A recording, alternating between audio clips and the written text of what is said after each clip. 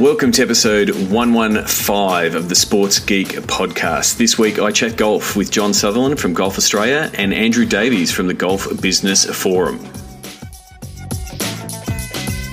Welcome to the Sports Geek podcast, the podcast built for sports digital and sports business professionals. And now, here's your host who's hurting because today was leg day, Sean Callanan. Thank you very much, DJ Joel. Yes, my name is Sean Callanan, and you are listening to the Sports Geek podcast. You might be doing it on iTunes, Stitcher, SoundCloud, or my favourite podcast app, Pocket Casts. You can contact me on sean@sportsgeekhq.com or on all social medias at Sean Callanan on most platforms, Twitter. And on the Snapchat, send me a snap. Tell me what you're doing, or send me a snap. Send a snap to Sports Geek HQ if you've got a sounds of the game, which Mark Cleary did. Later in the episode, you'll hear his snap from the LA Kings game now with the NHL playoffs underway. This week on the podcast, I'm going to focus on golf. Golf is not my game, but I am looking at the golf scene and the golf business and how it is tackling the world of digital. We've had Greg Oakford previously on the podcast. He went to SEAT last year and reviewed that. He's from Golf Victoria.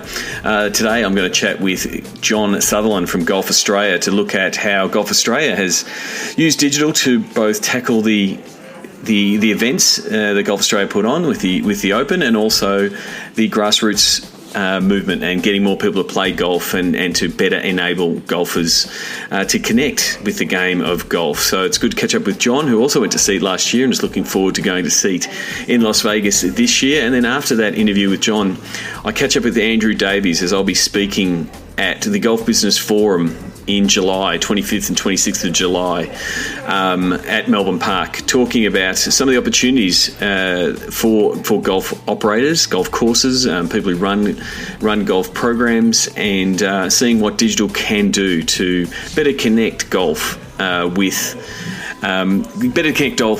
digitally with both their fans, the people who consume golf and watch tournaments like the Masters and the Open and the like, but also the casual golfer, the person that goes out there and has a round of golf. How can a sport like golf better connect? So I'll talk about that both with John and with Andrew Davies from the Golf Business Forum on this Sports Geek podcast. But first, here's my chat with John Sutherland from Golf Australia.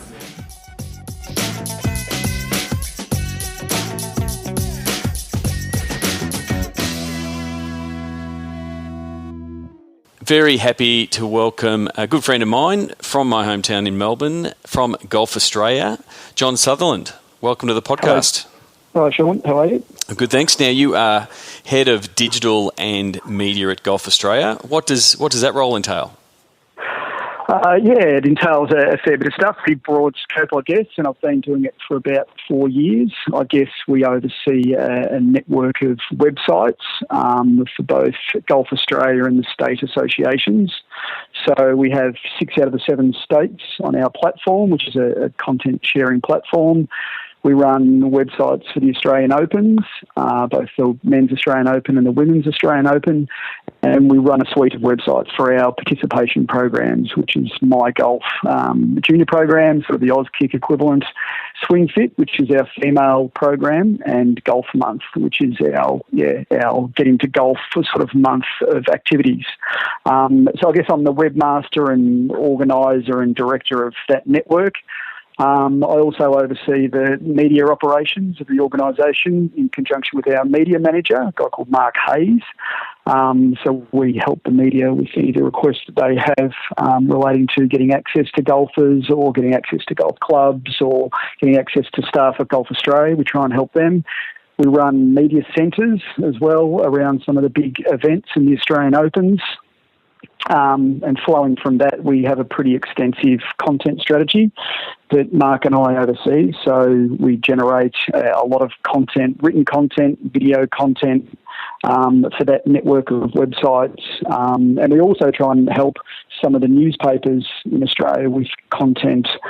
You're probably aware that some of these newspapers are downsizing, and especially in areas that are seen as nice to have, like golf.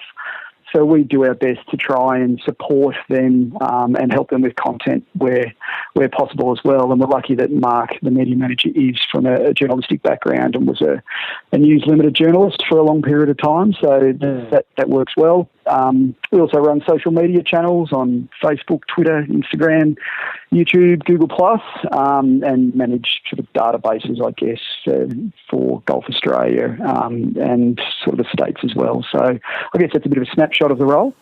So that's all under golf.org.au, and that's the umbrella?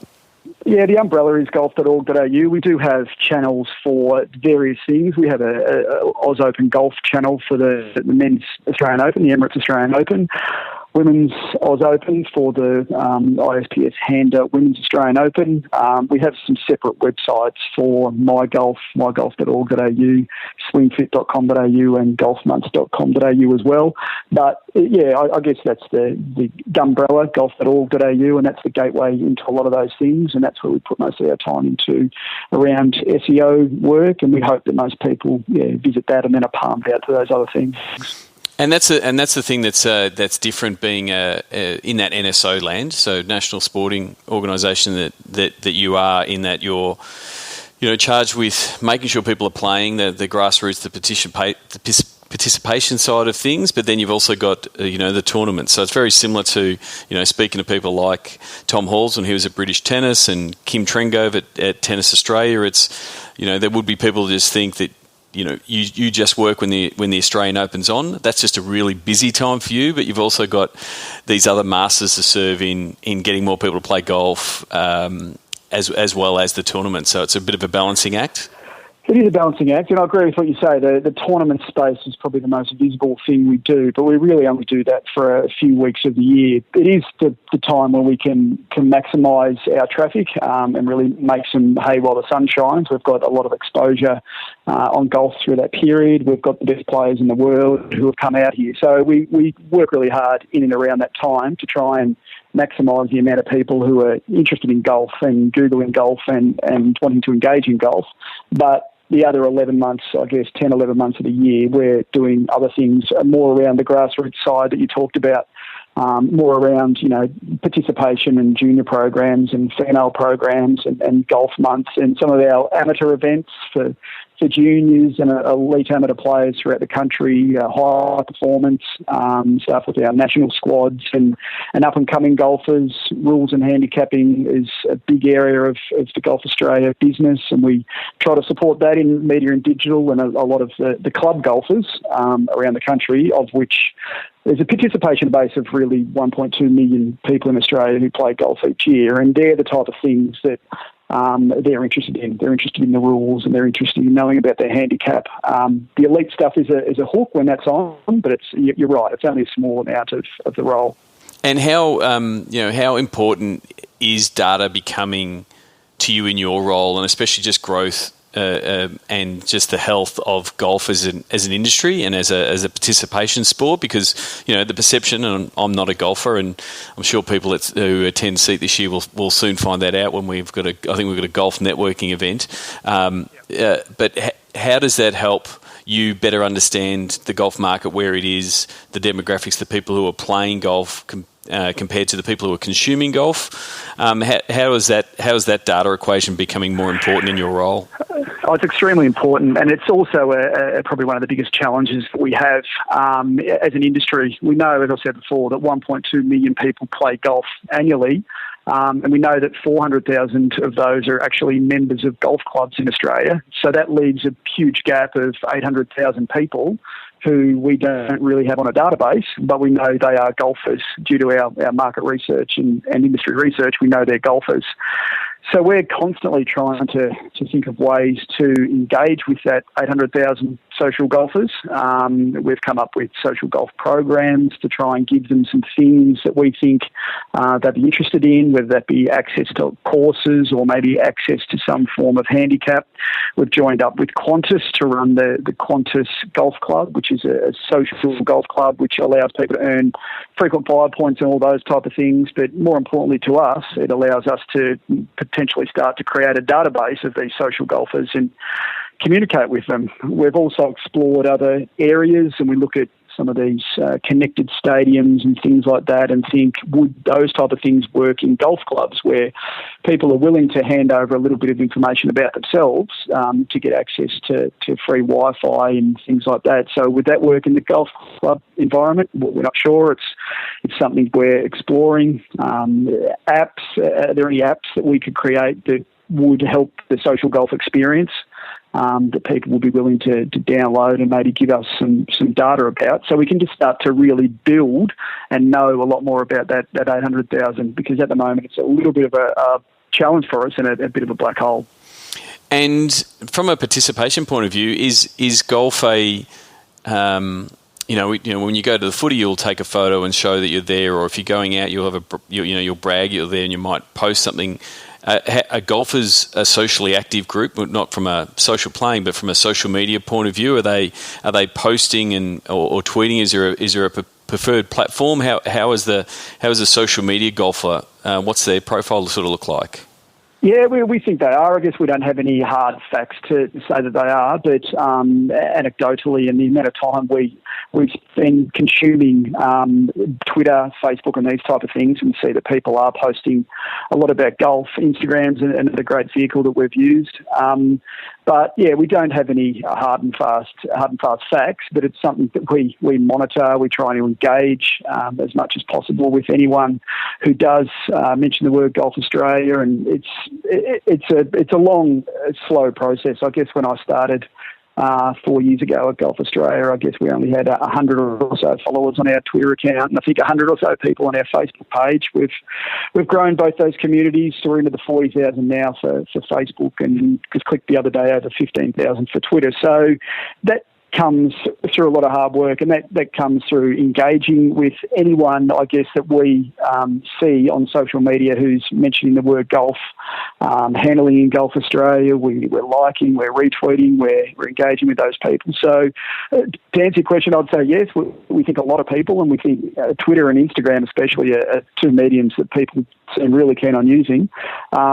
But yeah, we're not 100% sure if I couldn't give you an exact number. Yeah, it seems to me I'm doing a bit of investigating of the industry. I'm speaking in July at the Golf Business Forum, and I sort of see the golf courses sort of being likened to stadiums in Australia to a certain degree, and the fact that the stadiums were sort of the last of the sporting codes to sort of jump on the social bandwagon, and they did have all the football clubs and all the cricket teams sort of dragging the fans into the social platforms.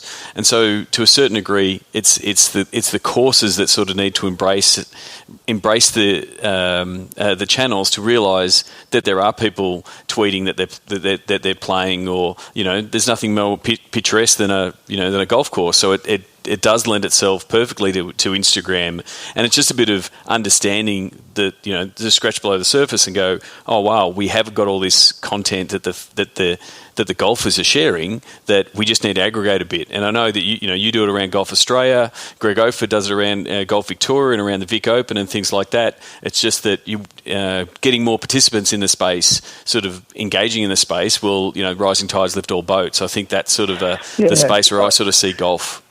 It's a really good point, and I think we see the clubs as leading that charge as well. We've done a bit of a national road show around Australia, presenting to a lot of the golf clubs in Australia on these tools and how to use these tools and the best way to engage with both their members and potentially new members using these mediums. The thing that you do have with golf clubs is very mixed levels of competency from administration point of view, from a social media administration point of view in the golf clubs. A lot of these golf clubs are run by volunteers or understaffed and those type of things. So social media up until this point has probably been seen as a nice to have in a lot of the golf clubs in Australia. But the more we keep reinforcing the message and getting in front of clubs and telling them how important these things are, how they're not a fad, how the next generation of your membership is sitting in the Twitter sphere and sitting on Facebook and sitting in Instagram, the more that's going to start working for them. But again, it's a slow burn and it takes time, but it's about education, I guess, we think, with the clubs. Yeah, and that's, to talk about Golf Business Forum, that's sort of why Guy and Andrew have sort of brought that together to sort of have that discussion with golf course owners and operators, and obviously that's a really big part that you're invested in because you want to see the success of all those clubs and all those courses and the operators. What's Golf Australia's not only involvement, but what kind of discussions do you want to see at the Golf Business Forum? Yeah, we think the Golf Business Forums, firstly, it's a great idea. And secondly, relating to the point I just touched on, it's just really important that these owners and operators of the public facilities in Australia, they're the ones who actually deal with this 800,000 that I mentioned a minute ago. So they're really the coalface of educating the importance of social media tools and giving them a helping hand, really, and pointing them in the right direction to say that, yeah, hey, this is where your next batch of members are hanging out, or this is where your next batch of people who are going to pay green fees next Saturday are hanging out. So, yeah, we see the Golf Business Forum as playing a great role, and similar to the role we played with a lot of the private clubs in Australia or the member-based clubs in Australia. It's just about education. I'm sure you'll get that message across as well. Yeah, and I think, what I'm excited about it, just, other than me talking, just the concept around collaborating, just the fact that you can get all of these different people in the room. You don't know exactly what may come of it, and I think that collaboration aspect, getting these people talking, whether it's and having clubs that are of different levels, like you said, some will have the resources and some won't.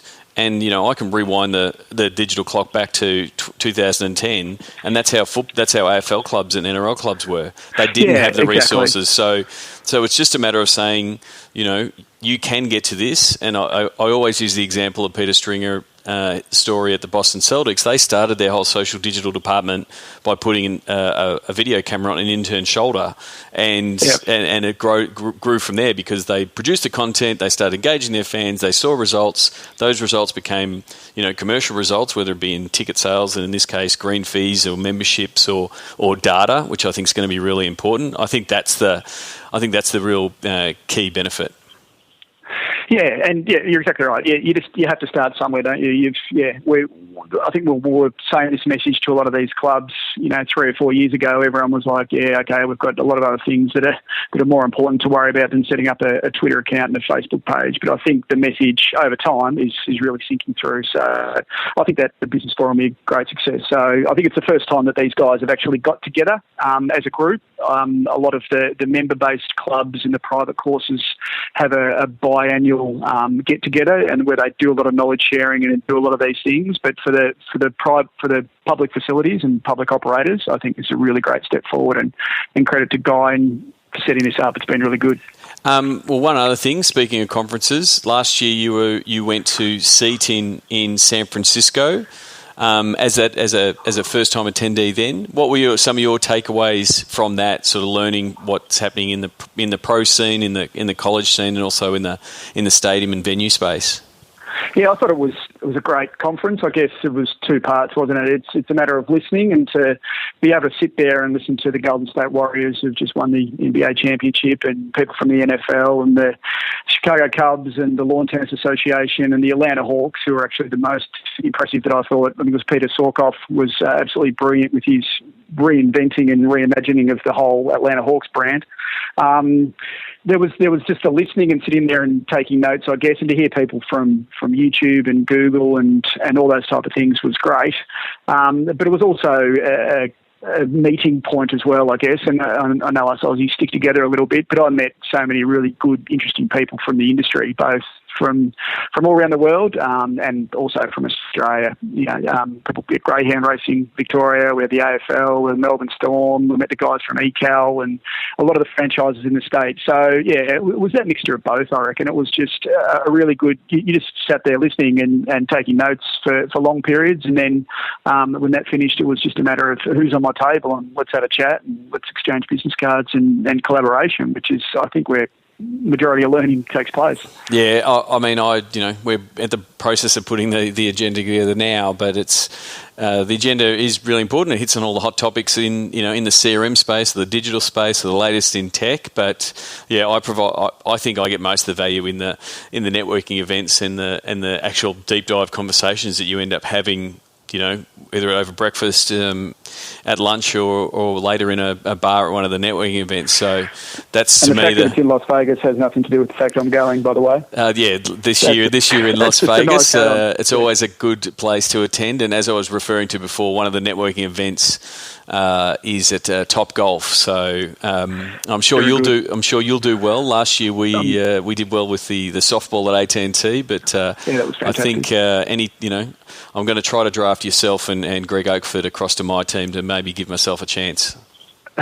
Don't expect too much with myself and Greg Oakford. We may work in the golf industry, but we're not fantastic golfers. Oh, okay. Yeah, we try our best. I'll finish up with 5 quick questions just to wrap up the interview. Thank you very much for taking the time. What was the first sports event you attended? I think it was a Carlton versus St Kilda match at Waverley Park when I was probably 12 or 13, I reckon. It's the first one I remember anyway. And who are you following at that time? I'm a big Carlton fan, so that set up on the right foot. They would have been good back then. They were half decent back then. Yes. Yeah, we won't talk about the current side, but anyway. Favourite food you've ever consumed at a sporting event? I'm very traditional, just a 4 and 20 pie, I think, does the trick at the footy. Yeah, that's in mine as well. If someone says nothing says I'm back in Melbourne like a pie sauce at the MCG.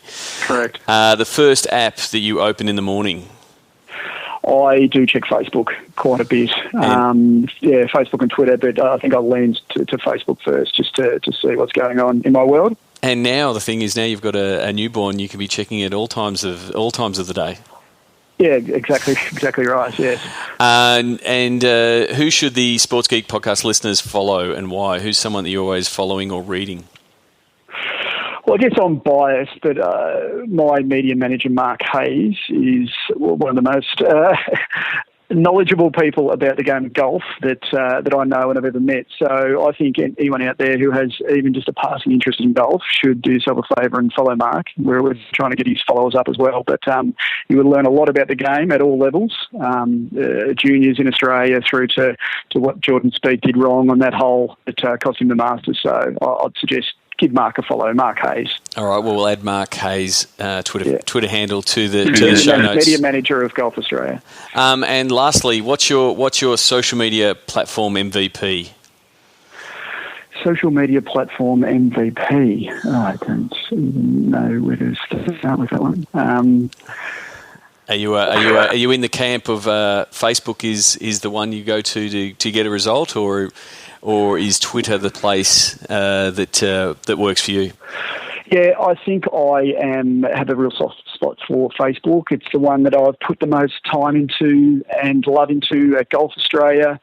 Others have looked after the other accounts on Twitter and Instagram. We've got good results there, but I think Facebook has been my little baby, and I've been very happy with the results we've achieved over 3 or 4 years, and the growth's been fantastic.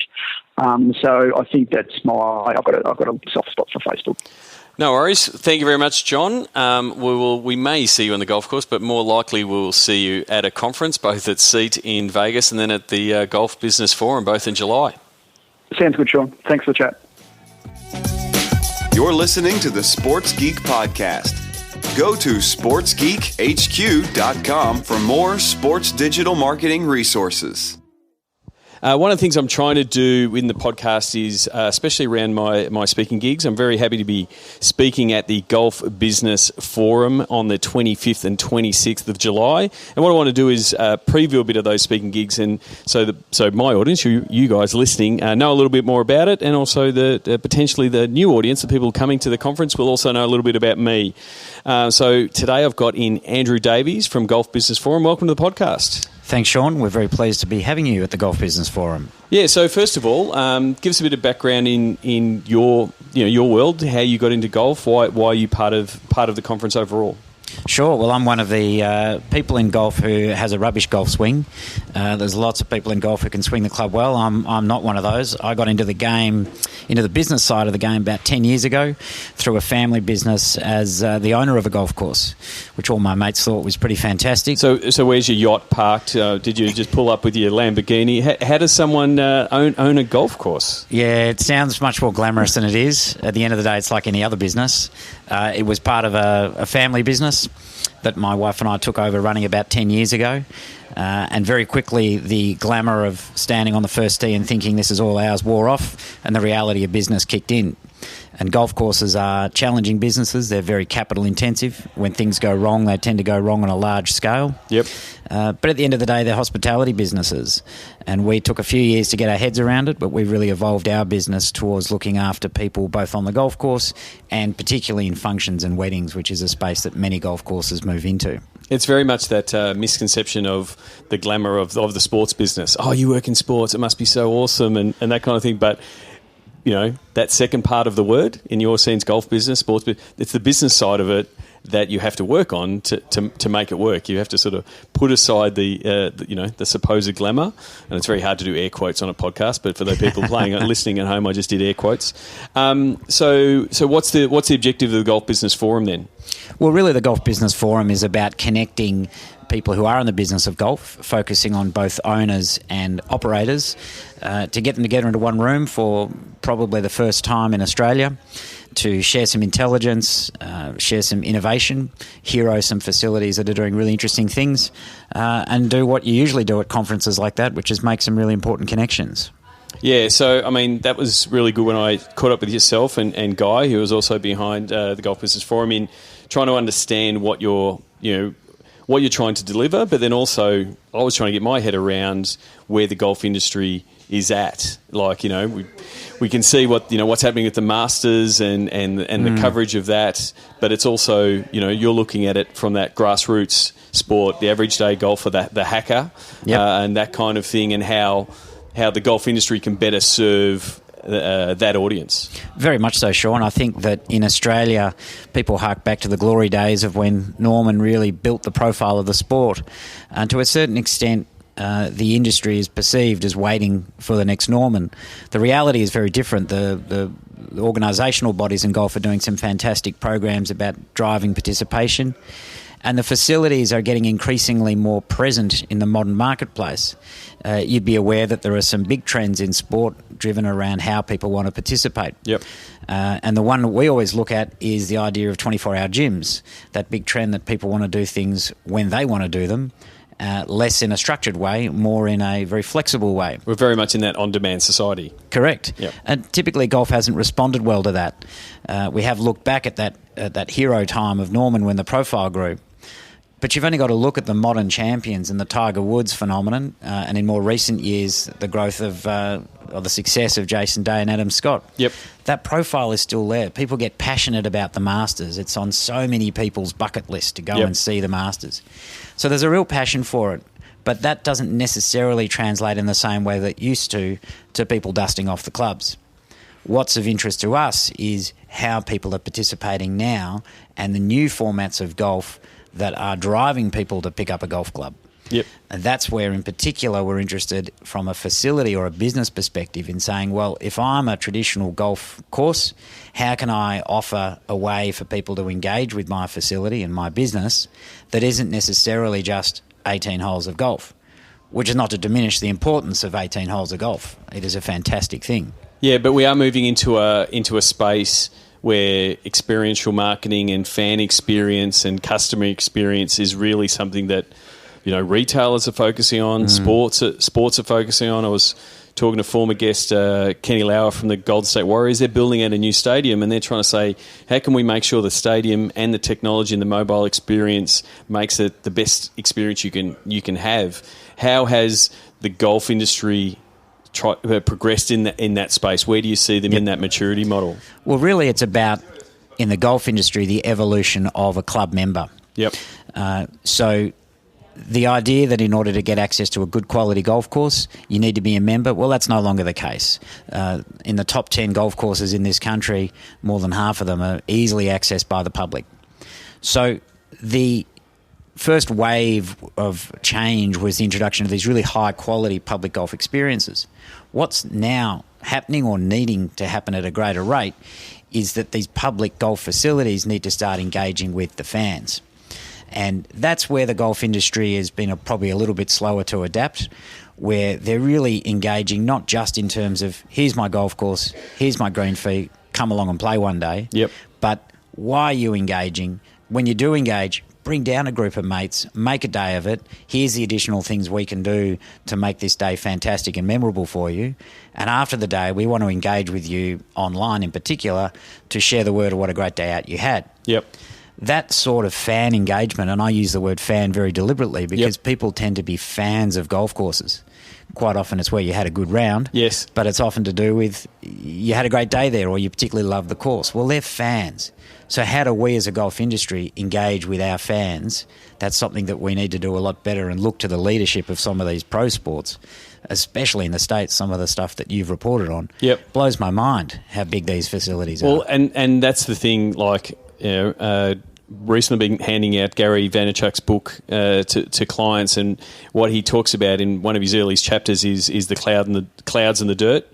And so the clouds is the big strategy piece, the bird's eye view, what's happening. But just as important is the dirt, the execution of the tiny little things that make a difference. And that's where I see at the moment. It's going to be sort of part of, a bit of a preview mode, but it's going to be part of what I discuss at the Golf Business Forum. You need to know what you're trying to do. And so having an overall strategy of this is why we want to engage, because it's not like every course can roll out a strategy that the Rabbitohs are rolling out with a big content team and doing all this great content and video pieces and all that kind of stuff, because it's a resourcing thing. But they can go, what do we want our fans and golfers, and sort of mixing that audience together to say, what do we want them to do? And it might be something as simple as, we want you to celebrate your score. We want you to post your card when you've had a great round, or we want you to take a shot of everyone's tee shot on the specific hole. Those like that. That's the dirt stuff. That's the how can we do these little things that make our fans. And I love the developing the digital cheer squad, because all your golfers, they've all got a smartphone. They're all connected. They're following the Adam Scotts and the Jason Days on all the channels. How can they bubble up that conversation? I think that's the opportunity that golf has, and that's the bit that they can leverage, so they can pick and choose. These are the channels that are going to work really well for us, for our fans and our golfers to tell the story. And so that's where I think that there's an opportunity. And the whole how far are we starting back? Like, we're so far behind everybody else. The good thing is, with all the platforms that are available, it's so much easier to catch up. Look, absolutely. And golf has one other big advantage, which is it's a very visual medium. So when people are looking to be engaged fans online, they tend to be sharing really great imagery. Yep. And that's, again, your audience doing your marketing job for you. Platforms like Instagram are an absolute winner for golf. Yep. And one of the easiest ways with minimal resources is simply to set up an account, but make sure you're engaging with it as well. Too many facilities will have social media channels, but simply let those channels exist. And as you would well know, they don't exist on their own. They need to be activated. Yep. And that's the thing. You can turn on tools like if this, then that. I've spoken about it on the podcast previously. And you can be saving every single photo that gets shared, on a geolocational spot. But even better, if you as the golf course are going and liking and commenting on every single post, and it's not going to be, you're not going to get thousands. It's not like the SCG when Australia beats England and then there's this flood of content coming in. It can be done on a Monday morning. How many photos did we get in this week? And the simple act of going and liking and commenting on those photos locks in those players to do it next week and the week after. And it's a really easy, people are looking for, what metrics should we be following?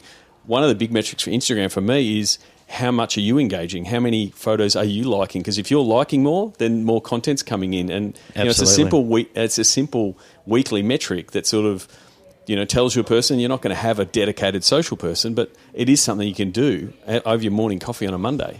Look, absolutely. And one of the advantages of having someone on your facility for 4 or 5 hours, and one of the KPIs we set at our golf facility is that we want to be the first to like every photo, which has a double benefit. It encourages people to take more, and it also means all their friends who are interacting with that photo have seen our like or our comment first. Yep, exactly. There's some real advantages to the time that golf takes. And again, there's a big story that golf takes too long, and that does conflict with the trend of people wanting to engage in sport informally and sometimes in short bursts. But at the same time, sure, that's a challenge for golf. It also represents some great opportunity. If you've got someone on your facility for 4 or 5 hours, you should be thinking about how can I engage with them really meaningfully, both during that time, before and afterwards. So getting off, I guess, my area of interest in the social and digital space, what are some of the other things, sort of the hot topics you expect to be discussed at Golf Business Forum? Look, certainly customer communication and engagement is a huge one. Most golf courses, again, will have got on board the email distribution. There'll be email marketing. But what they'll often be doing is sending out maybe a monthly newsletter, what's on. And quite frankly, if you're not segmenting your database and thinking about the person who plays once or twice a year isn't much interested in the Saturday comp. Yep. Maybe they're interested in another reason to come back and bring some friends. You really need to be thinking quite in a very high level of detail about your customers, and you should have the technology and the time to put into that. So again, sure, we're all online, but we need to be engaging much more on a one-to-one basis or a perceived one-to-one basis. And there are plenty of tools out there to do that. One of the other big topics that we're particularly interested in is pricing. We think that increasingly golf courses have stuck to rack rates. Yep. They might offer some weekend premium rates, some concession rates at different times. But we've got a couple of pretty huge industries, in particular the hotel and airline industries, who run the same sort of business, which is a big fixed cost-based business. They've been showing us for years how to manage yield, and we've not been paying attention. And increasingly we're starting to, and that's a huge opportunity for facilities to drive revenue, is thinking, again, in quite specific detail about times of the day, peak demand periods, how can I be managing my pricing to drive the behaviours that I want out of my customers. Huge topic. Oh, completely. Like the whole dynamic variable pricing equation is one that, there is money to be made, and look at the airlines and the hotel industry and what they've done. I think the other piece is how you go and frame that piece out to the market. Because, we look at, in this market, the AFL in a couple of instances doing variable pricing, and because it was, effectively mishandled in the media, and it became headlines like blockbuster tax, and it sort of got everyone's back up. Again, how you go about managing that message and getting that message out is really important. Look, absolutely, and it's certainly not about gouging during those demand periods. Yep. It's as often as not about creating lower rates during the lower peak periods and encouraging those people who might be more time flexible to move, which simply frees up the peak periods for maybe $1 extra. It doesn't. We're really. I couldn't agree more that it can create a bit of fear and loathing, the idea of demand pricing. In fact, it's a simple opportunity to start managing your tee sheet in a much more active way. Yep. And again, facilities will do that. A good operator will be well aware if Easter's falling earlier this year than last year, that's going to change the dynamic of the March and April months. Yep. What's probably missing is enough action on that, is people actually sitting there and saying, well, now what can I do about this knowledge? How can I change my business strategy? And that's definitely something that we're seeing in the CRM space in sport. And back to your point of capturing emails, segmenting your database, understanding your fans. Because again, anytime someone's putting out a piece of content, whether it's an Instagram picture or a Facebook post or an email, you really want to be asking yourself, why does my fan want this, and what do I want them to do? And that should stop bad content.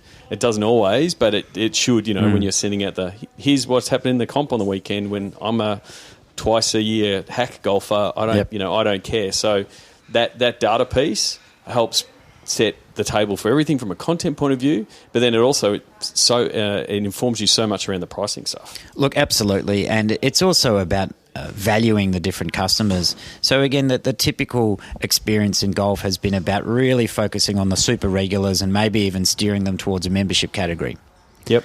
What we are trying to push is the idea that someone who might only play twice a year is just as valuable. Sure, they don't offer the same absolute revenue, but they're part of the mix. Getting them back next year for those 2 games, or maybe getting 3 or 4 games out of them, is a huge win. And the way you do that, as you mentioned, is totally different to the way in which you're communicating to the person who's playing every week.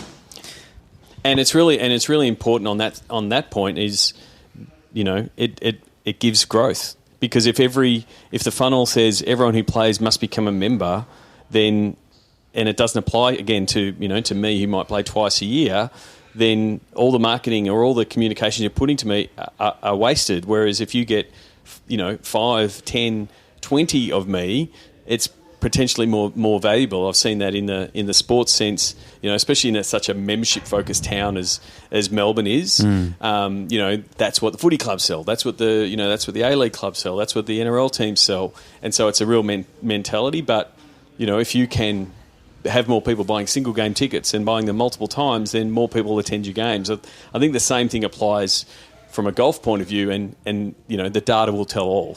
Absolutely. How much, what people are spending, how much they're doing. And when you've done that analysis, you can decide, well, hang on, maybe our marketing effort should be to be getting 1,000 people just to be playing more casual rounds of golf, because, the data will tell us that once they've played 5 times, they might start thinking about being membership, or they just might be a 5 times a year player. And that has strong implications for the traditional golf club business as well, which for too long was reliant financially on people that took out memberships but didn't play. Yep. And there are other industries such as the personal fitness have figured out that a member that takes out a membership and doesn't use it is bad for business, because you'll just create a lot of churn. Golf industry had the benefit of some high demand for these exclusive clubs that meant churn was probably limited. But the reality now is that with the rise of so many quality public golf courses, people don't need to take out a membership. Therefore, it really is about providing people with a valued experience, whether or not they're a member or a once-a-year player. The modern golfer, especially those in the younger generations, is organising themselves. We've seen the growth, and this is another topic we'll cover, we've seen the growth of social golf clubs, which might be a group of 10 people from work, might be a group of 10 mates, it might be a group of 300 people who've been organised online. They're huge drivers of golf. They're huge participation numbers. And they're things that weren't, they were hard to do. Correct. As little as 5 years ago, because it would have been one guy or girl that's managing an email list, email, and there'll be these long emails that go out. Whereas now, a Facebook group can be set up and saying, here's what we're doing, who's in, and the tools are just there for those groups to pop up. And they've been good for the game.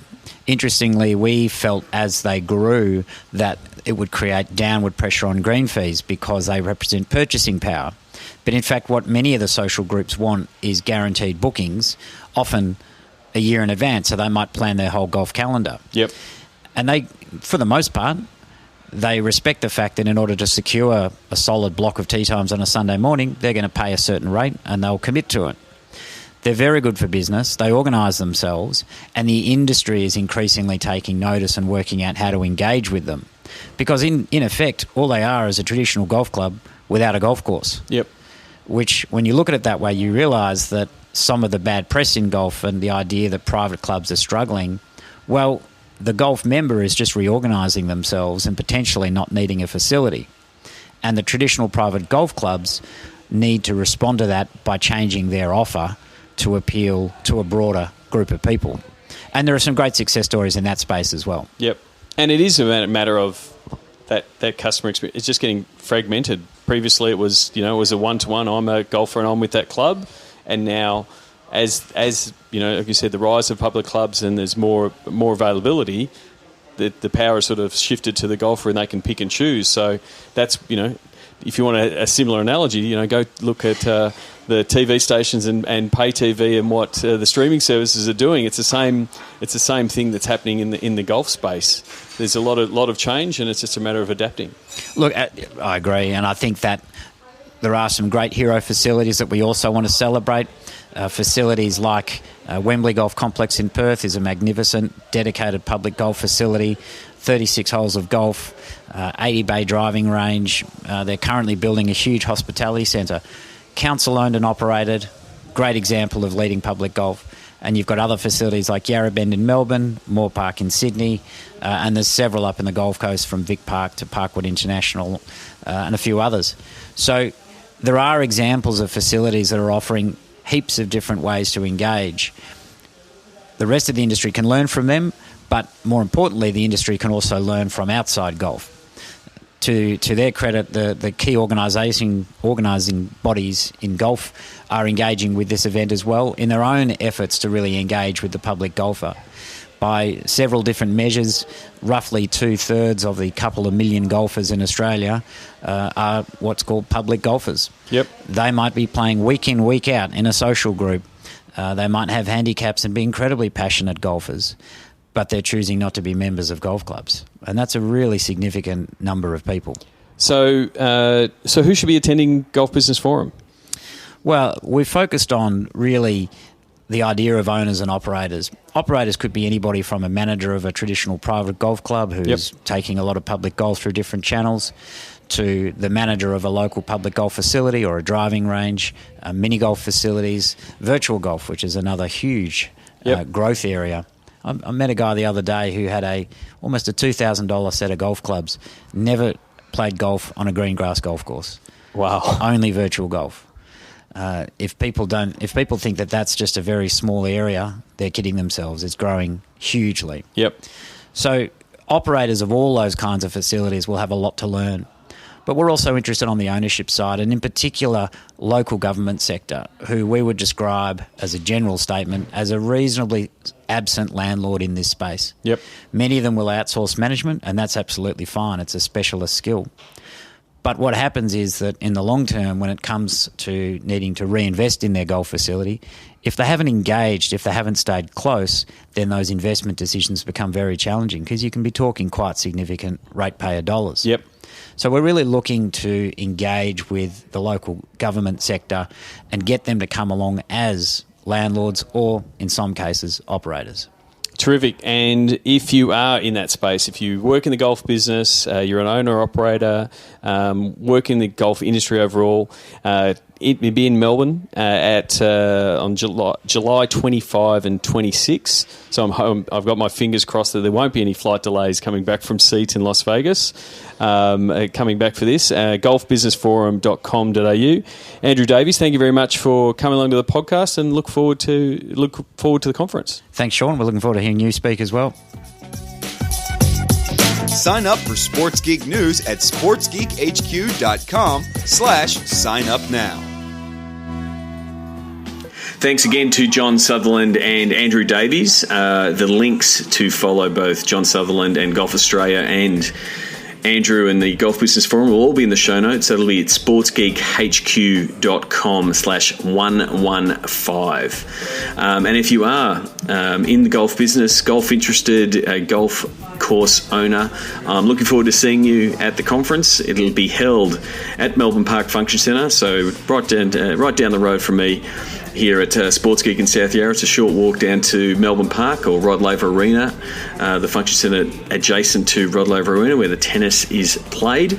You can go to golfbusinessforum.com.au to check that out. I'm looking forward to seeing people there. If you're listening to this and you are heading there, please send me a tweet at Sean Callanan.